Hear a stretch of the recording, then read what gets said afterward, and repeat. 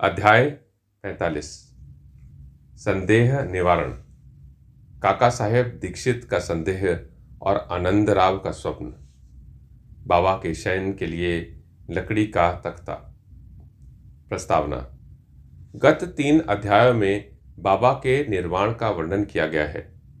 इसमें कोई संदेह नहीं कि अब बाबा का साकार स्वरूप लुप्त हो गया है, परंतु उनका निराकार स्वरूप सदैव विद्यमान रहेगा। अभी तक केवल उन्हीं घटनाओं और लीलाओं का उल्लेख किया गया है जो बाबा के जीवन काल में घटित हुई हैं। उनके समाधिस्थ होने के पश्चात भी अनेक लीलाएं हो चुकी हैं और अभी भी देखने में आ रही हैं, जिनसे यह सिद्ध होता है कि बाबा अभी भी विद्यमान हैं और पहले की ही भांति अपने भक्तों को सहायता पहुंचाया करते हैं। बाबा के जीवन काल में जिन व्यक्तियों को उनका सानिध्य या सत्संग प्राप्त हुआ, यथार्थ में उनके भाग्य की सराहना कौन कर सकता है। यदि किसी को फिर भी इंद्रिक और संसारिक सुखों से वैराग्य प्राप्त नहीं हो सका, तो उसे दुर्भाग्य के अतिरिक्त और क्या कहा जा सकता है। जो उस समय आचरण में लाया जाना चाहिए था, वह है अनन्य भाव से बाबा की भक्ति। समस्त चेतनाओं, इंद्रिय प्रवृत्तियों और मन को एकाग्र कर बाबा के पूजन और सेवा की ओर लगाना चाहिए। कृत्रिम पूजन से क्या लाभ। यदि पूजन या ध्यानादि करने की ही अभिलाषा है, तो वह शुद्ध मन और अंतःकरण से होनी चाहिए। जिस प्रकार पतिव्रता स्त्री का विशुद्ध प्रेम अपने पति पर होता है, उस प्रेम की उपमा कभी कभी लोग शिष्य और गुरु के प्रेम से भी दिया करते हैं, परंतु फिर भी शिष्य और गुरु शिष्य के समक्ष पतिव्रता का प्रेम फीका है और उसकी कोई समानता नहीं की जा सकती।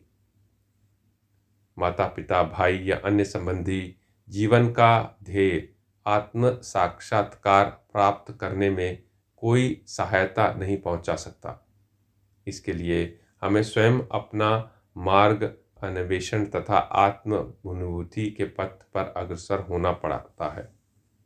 नित्य और अनित्य में विवेक, यह लौकिक तथा पारलौकिक सुखों का त्याग, इंद्रिय निग्रह और केवल मोक्ष की धारणा रखते हुए अग्रसर होना पड़ता है। दूसरों पर निर्भर रहने के बदले हमें आत्मविश्वास बढ़ाना उचित है। जब हम इस प्रकार विवेक बुद्धि से कार्य करने का अभ्यास करेंगे, तो हमें अनुभव होगा कि यह संसार नाशवान और मिथ्या है। इस प्रकार की धारणा से सांसारिक पदार्थों में हमारी आसक्ति उत्तरोत्तर घटती जाएगी और अंत में हमें उनसे वैराग्य उत्पन्न हो जाएगा। तब कहीं आगे चलकर यह रहस्य प्रकट होगा कि ब्रह्म हमारे गुरु के अतिरिक्त दूसरा कोई नहीं, वरन यथार्थ में वे ही सद्वस्तु परमात्मा है, और यह रहस्य उद्घाटन होता है कि यह दृश्यमान जगत उनका ही प्रतिबिंब है। अतः इस प्रकार हम सभी प्राणियों में उनके ही रूप का दर्शन कर उनका पूजन करना आरंभ कर देते हैं, और यही समत्व भाव दृश्यमान जगत से विरक्ति प्राप्त करने वाला मूल मंत्र है। इस प्रकार जब हम ब्रह्म या गुरु की अनन्य भाव से भक्ति करेंगे, तो हमें उनसे अभिन्नता की प्राप्ति होगी और आत्म अनुभूति की प्राप्ति सहज ही हो जाएगी।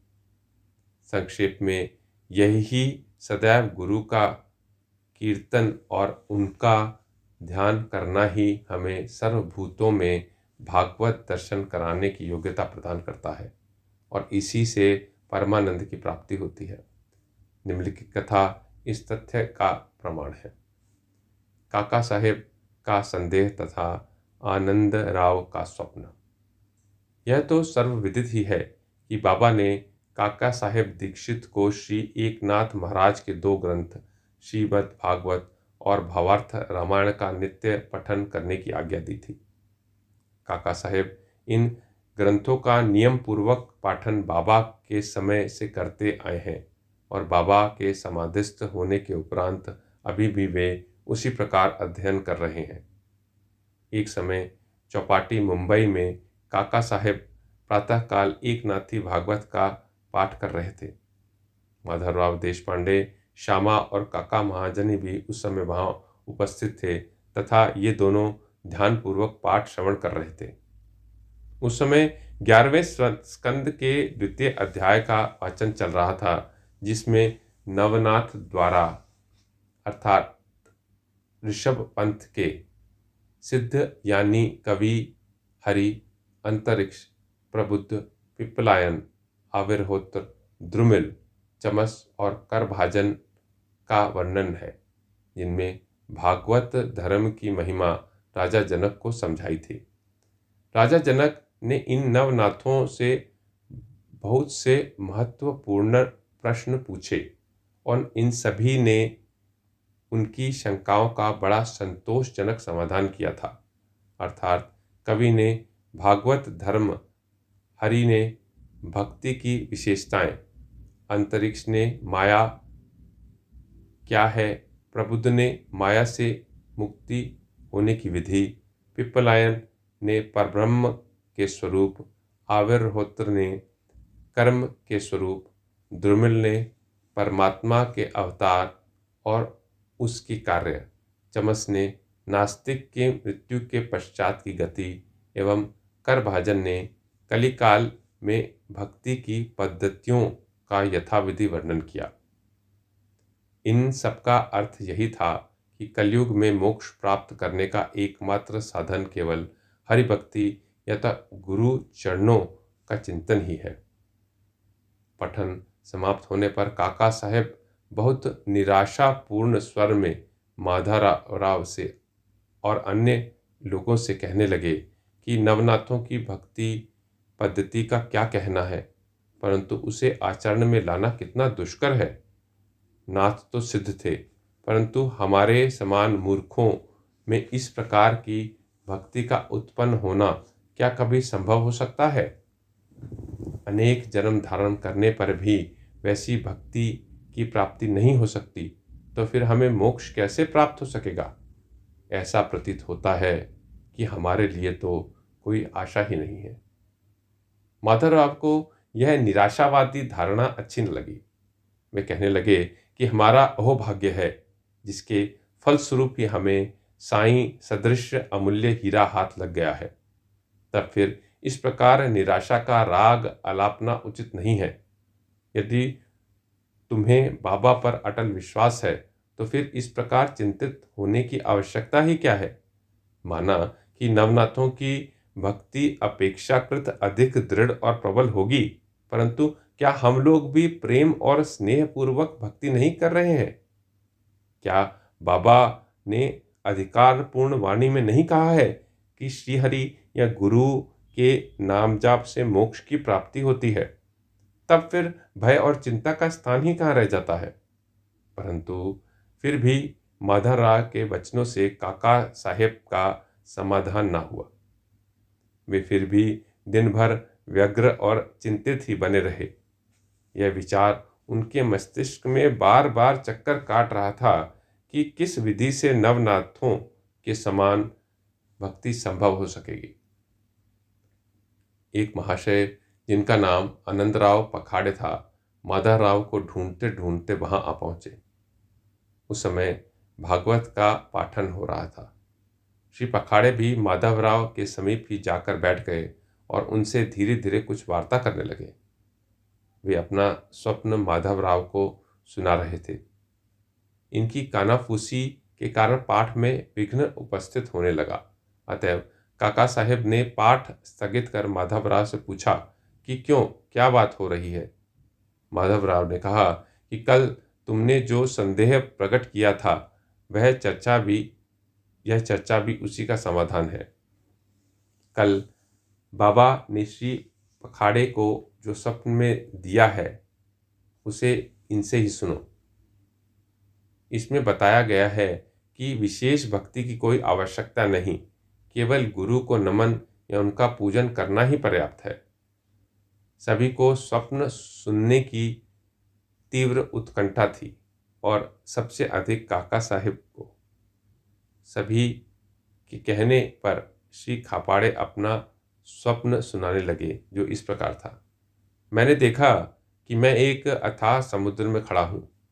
पानी मेरी कमर तक है और अचानक ही जब मैं ऊपर देखता हूँ तो साईं बाबा के श्री दर्शन हुए। वे एक रत्न जड़ित सिंहासन पर विराजमान थे और उनके श्री चरण जल में के भीतर थे। यह सुंदर दृश्य और बाबा का मनोहर रूप देख मेरा चित्त बड़ा प्रसन्न हुआ। इस स्वप्न को भला कौन स्वप्न कह सकेगा। मैंने देखा कि माधवराव भी बाबा के समीप ही खड़े हैं और उन्होंने मुझसे भावपूर्ण शब्दों में कहा कि आनंदराव, बाबा के चरणों पर गिरो। मैंने उत्तर दिया कि मैं भी तो यही करना चाहता हूँ, परंतु उनके श्री चरण तो जल के भीतर हैं। अब बताओ कि मैं कैसे अपना शीश उनके चरणों पर रखूं? मैं तो निस्सहाय हूं। इन शब्दों को सुनकर श्यामा ने बाबा से कहा कि अरे देवा, जल में से कृपा कर कर अपने चरण बाहर निकालिए। बाबा ने तुरंत चरण बाहर निकाले और मैं तुरंत उनसे लिपट गया। बाबा ने मुझे यह कहते हुए आशीर्वाद दिया कि अब तुम आनंद पूर्वक जाओ। घबराने या चिंता करने की कोई आवश्यकता नहीं। अब तुम्हारा कल्याण होगा। उन्होंने मुझसे यह भी कहा कि एक जरी की किनारों की धोती मेरे श्यामा को दे देना, इससे तुम्हें बहुत लाभ होगा। बाबा की आज्ञा को पूर्ण करने के लिए ही श्री पखाड़े धोती लाए और का साहब से प्रार्थना की कि कृपा करके इसे माधवराव को दे दीजिए। परंतु माधवराव ने उसे लेना स्वीकार नहीं किया। उन्होंने कहा कि जब तक बाबा से मुझे कोई आदेश या अनुमति प्राप्त नहीं होती, मैं ऐसा करने में समर्थ नहीं हूँ। कुछ तर्क वितर्क के पश्चात काका ने दैवी आदेश सूचक पर्चियां निकालकर इस बात का निर्णय करने का विचार किया। काका साहब का यह नियम था कि जब उन्हें कोई संदेह हो जाता तो वे कागज की 2 पर्चियों पर स्वीकार अस्वीकार लिखकर उसमें से एक पर्ची निकालकर और जो कुछ उत्तर प्राप्त होता था उसके अनुसार ही कार्य किया करते थे। इसका भी निपटारा करने के लिए उन्होंने उपयुक्त विधि के अनुसार ही 2 पर्चियां निकालकर बाबा के चित्र के समक्ष रखकर एक अबोध बालक को उसमें से एक पर्ची उठाने को कहा। बालक द्वारा उठाई गई पर्ची जब खोलकर देखी गई तो यह स्वीकारा सूचक पर्ची ही निकली और तब माधवराव को धोती स्वीकार करनी पड़ी। इस प्रकार आनंदराव और माधवराव संतुष्ट हो गए और काका साहेब का भी संदेह दूर हो गया। इससे हमें यह शिक्षा मिलती है कि हमें अन्य संतों के वचनों का उचित आदर करना चाहिए, परंतु साथ ही साथ यह भी परम आवश्यक है कि हमें अपनी माँ अर्थात गुरु पर पूर्ण विश्वास रख उनके आदेशों का अक्षरश पालन करना चाहिए, क्योंकि अन्य लोगों की अपेक्षा हमारे कल्याण की उन्हें अधिक चिंता है। बाबा के निम्नलिखित वचनों को हृदय पटल पर अंकित कर लो। इस विश्व में असंख्य संत हैं, परंतु अपना पिता गुरु ही सच्चा गुरु पिता है। दूसरे चाहे कितने भी मधुर वचन क्यों न कहते हों, परंतु अपना गुरु उपदेश कभी नहीं भूलना चाहिए। संक्षेप में सार यही है कि शुद्ध हृदय से अपने गुरु से प्रेम कर उनकी शरण में जाओ और उन्हें श्रद्धापूर्वक साष्टांग नमस्कार करो। तभी तुम देखोगे कि तुम्हारे सम्मुख भव सागर का अस्तित्व वैसा ही है जैसे सूर्य के समक्ष अंधेरे का। बाबा के शयन के लिए लकड़ी का तख्ता। बाबा अपने जीवन के पूर्वार्ध में एक लकड़ी के तख्ते पर शयन किया करते थे। वह तख्ता 4 हाथ लंबा और 1 हाथ चौड़ा था, जिसके चारों कोनों पर 4 मिट्टी के जलते दीपक रखे जाया करते थे। बाद में बाबा ने उसके टुकड़े टुकड़े कर डाले। जिसका वर्णन गत अध्याय 10 में हो चुका है।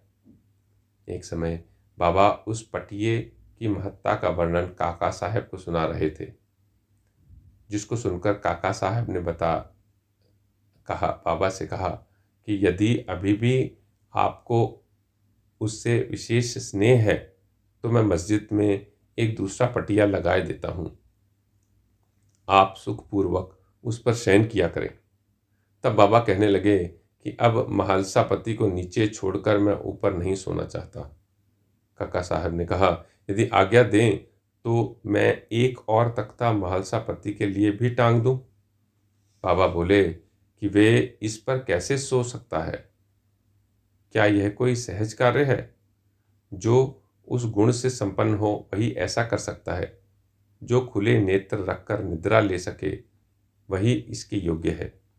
जब मैं शयन करता हूँ तो बहुधा मालसा पति को अपने बाजू में बैठाकर उनसे कहता हूँ कि मेरे हृदय पर अपना हाथ रखकर देखते रहो कि कहीं मेरा भागवत जाप बंद ना हो जाए, और मुझे यदि थोड़ा सा भी निर्दित देखो तो तुरंत जागृत कर दो।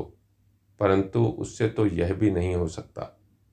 वह तो स्वयं ही झपकी लेने लगता है और निद्रा मगन होकर अपना सिर ढुलाने लगता है, और जब मुझे भगत का हाथ पत्थर सा भारी प्रतीत होने लगता है तो मैं जोर से पुकार उठाता हूँ कि ओ भगत। तब कहीं वह घबरा कर नेत्र खोलता है। जो पृथ्वी पर ही अच्छी तरह बैठ और सो नहीं सकता तथा जिसका आसन सिद्ध नहीं है और जो निद्रा का दास है, वह क्या तख्ते पर सो सकेगा? अन्य अनेक अवसरों पर वे भक्तों के स्नेहवश ऐसा कहा करते थे कि अपना अपने साथ और उसका उसके साथ। श्री सद्गुरु साईनाथार्पणमस्तु। शुभम भवतु।